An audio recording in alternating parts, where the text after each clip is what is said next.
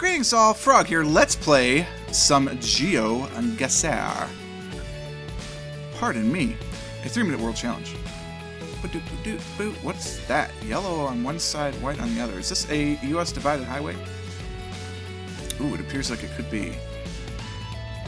In the American Southwest, apparently, if it were in the United States.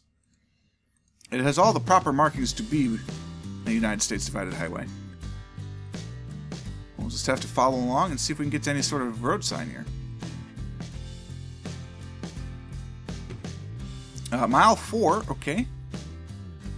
Kind of makes me want to go back the other way. No, we're going west, and miles start in the west. So this is good, we're going back. Prime Inc., that's a definite U.S. local shipping chain, excuse me.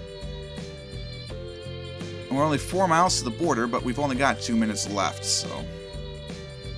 This is not our perfect score challenge by any means. Well, this would be a great location to get for it.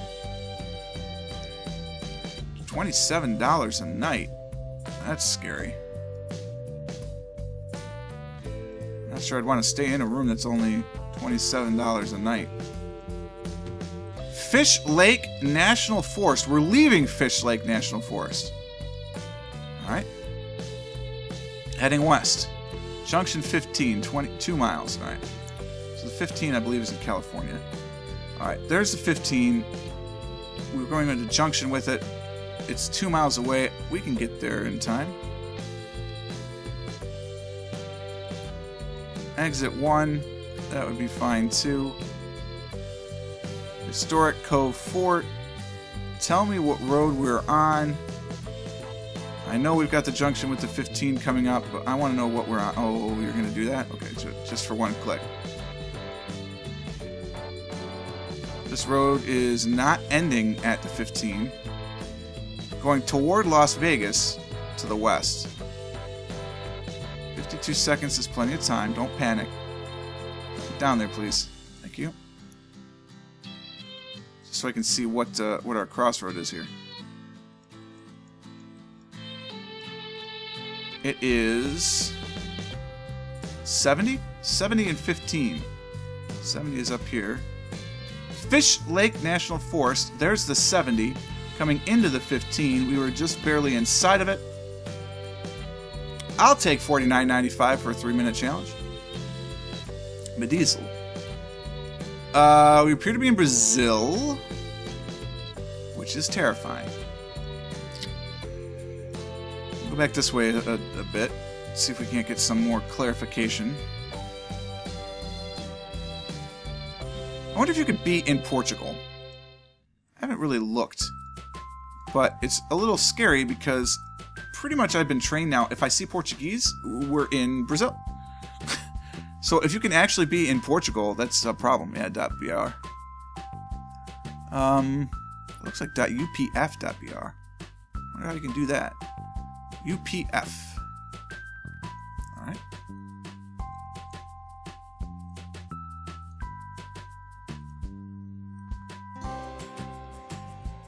I feel like literally we just heard this song. No, we didn't. That's okay. It's a happy one, though. I like it. This is what happens when you film too many of these in a row. Oh, beautiful. There's an earwig crawling on our wall. That's a millipede. Not happy about that, but it's not bugging me, so.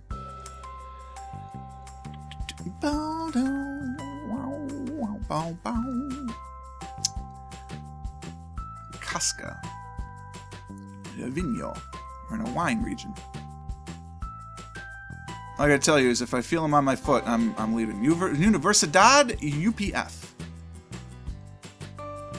Is UPF a region? Casca. I honestly don't know.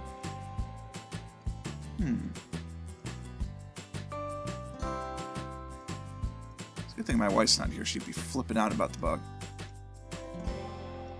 I figure, look, they're pretty much everywhere. I mean, they're gonna be there somewhere, so why stress yourself out? Just don't crawl on me or my food and we'll be fine. Sick is going for the cold air return. Enjoy that.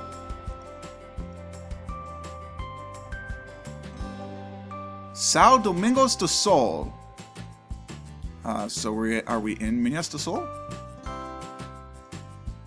Make a bigger map. Thank you. Oh, Mato Grosso do Sul and Rio Grande do Sul. There's lots of do Sols.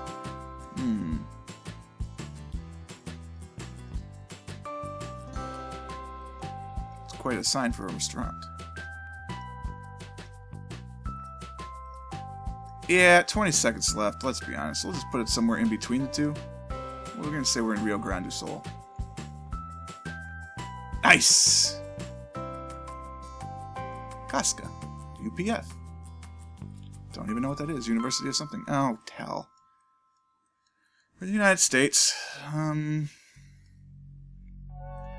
going to try this way first, just because I can't see what's this way, and I could see the other way, and it was pretty drab. I don't wonder, what is the purpose of those bugs? You know what I'm talking about, right? Maybe you don't. In the United States, we've got a bug that's, I'm going to call it an inch in its body, with probably inch antennae in the front and the back. And then, you know, quite a number of legs. They're not millipedes, though. Like, it's not a millipede, it's not a centipede. It's just a bug. It's like an earwig, but it's not an earwig because it doesn't have the little pincher claws up front, right? What is their purpose? Why are they here? What do they do? He's certainly not helping me play GeoGuessr.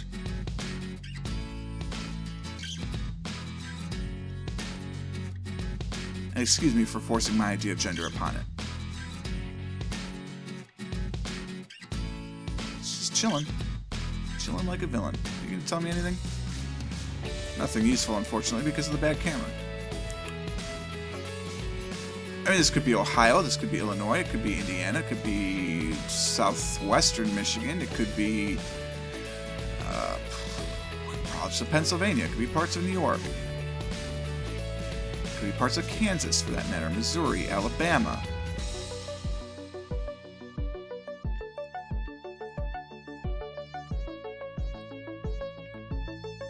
Here's our one stop sign town.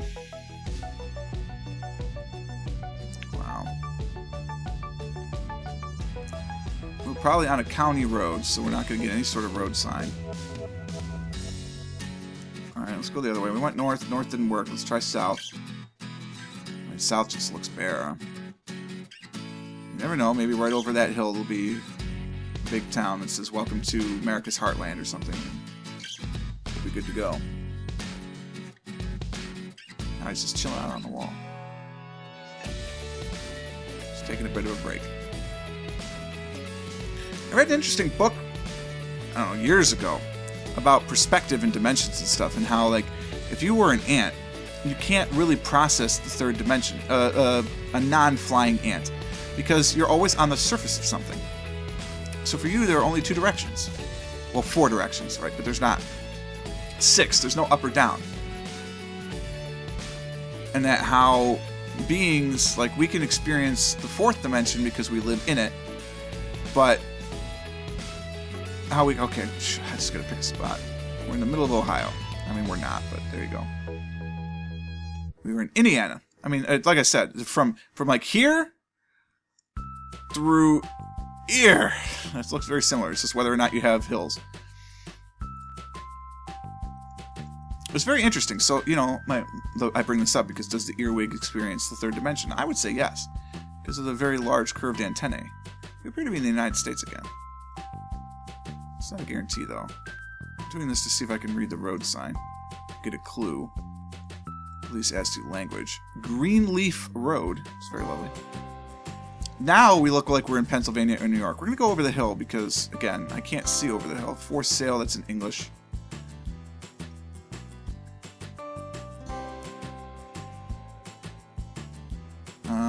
Something acres. It's another for sale sign, but the font is too small. By the time I zoom in, it won't be readable. This whole place is for sale, actually. There's a lot of acreage.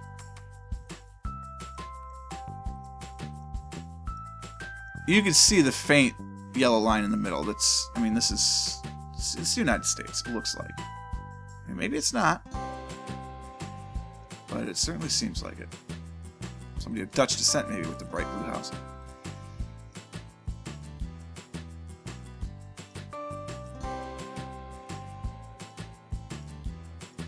Seconds left to figure this out. I'm going to make a guess of upstate New York if I can't get any sort of better findings here. The problem is this could be Minnesota, could be Michigan, could be parts of southern Ohio. Jubilee Revival's Bible Campground. Okay. Still doesn't really narrow it down, unfortunately, based on the pervasiveness of Bible camps in the United States. Could be in Michigan. Somewhere with 4 seasons, at least, we know that much. Or I suppose at least 3. There may not be much snow in this region. We've got 60 seconds to figure it out. I still feel like I should have gone the other way, so we're going to go the other way. We're going to go west this time. See if we can find anything real quick. Nothing really. At that mile per hour just settles at home. We are in the United States. But I don't think we're going to find where this is. You know, I was saying New York. I'm going to revise my estimate and say Middle Michigan. Again, just because it has that sort of vegetative feel to it.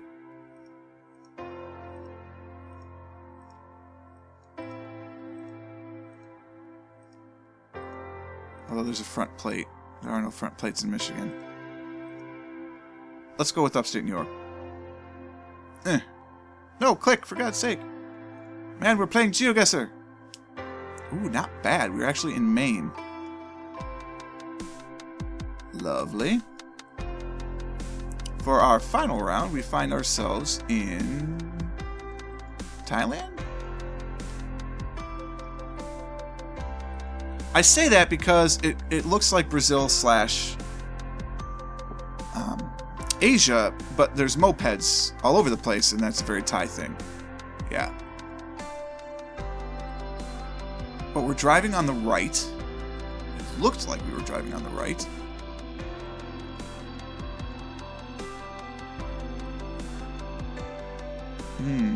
Met phone.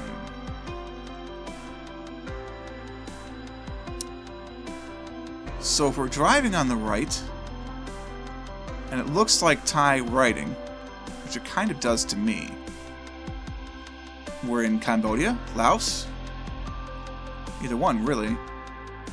I'm not sure how to differentiate. I need a confirmation that they're driving on the right, though. Yeah, okay, so they're driving on the right. So the question is Cambodia or Laos, and how do you decide? And the answer is I don't know. Angkor? I mean, that's just the name of the restaurant, but Angkor Wat is in Cambodia, is it not?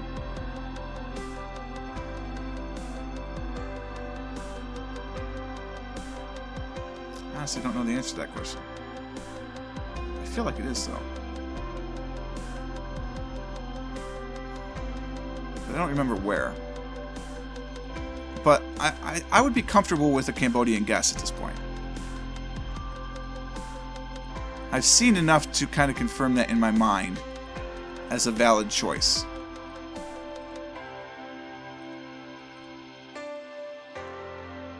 Because I absolutely would have said Thailand, except that they're driving on the right. So if it weren't for that, I'd be very confident in a Thai guess. More Angkor. Lots of signs for Angkor. So just a chain.